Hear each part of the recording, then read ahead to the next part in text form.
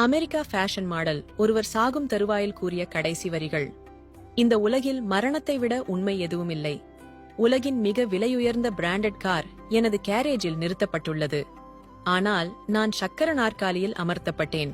இந்த உலகில் உள்ள அனைத்து விதமான டிசைன்கள் மற்றும் வண்ணங்கள், விலையுயர்ந்த ஆடைகள், விலையுயர்ந்த காலணிகள், விலையுயர்ந்த அணிகலன்கள் அனைத்தும் என் வீட்டில் உள்ளன. ஆனால் நான் மருத்துவமனை வழங்கிய குட்டை கவுனில் இருக்கிறேன். எனது வங்கிக் கணக்கில் நிறைய பணம் இருந்தாலும் அதனால் எனக்கு எந்த பயனும் இல்லை.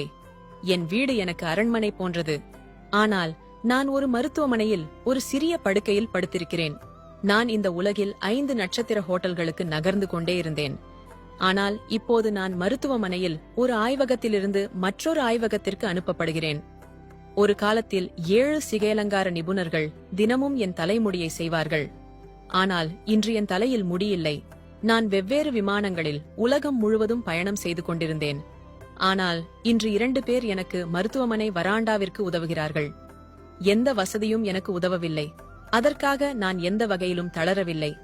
ஆனால் சில அன்பர்களின் முகங்கள், அவர்களின் பிரார்த்தனைகள் என்னை வாழ வைக்கின்றன. இதுதான் வாழ்க்கை. எவ்வளவு செல்வம் இருந்தாலும் கடைசியில் வெறுங்கையுடன் சென்று விடுவீர்கள். எனவே அன்பாக இருங்கள். உங்களால் முடிந்தவர்களுக்கு உதவுங்கள். பணத்திற்காகவும் அதிகாரத்திற்காகவும் மக்களை மதிப்பிடுவதை தவிர்க்கவும். நல்லவர்களை நேசியுங்கள். உங்களுக்காக இருப்பவர்களை நேசியுங்கள்.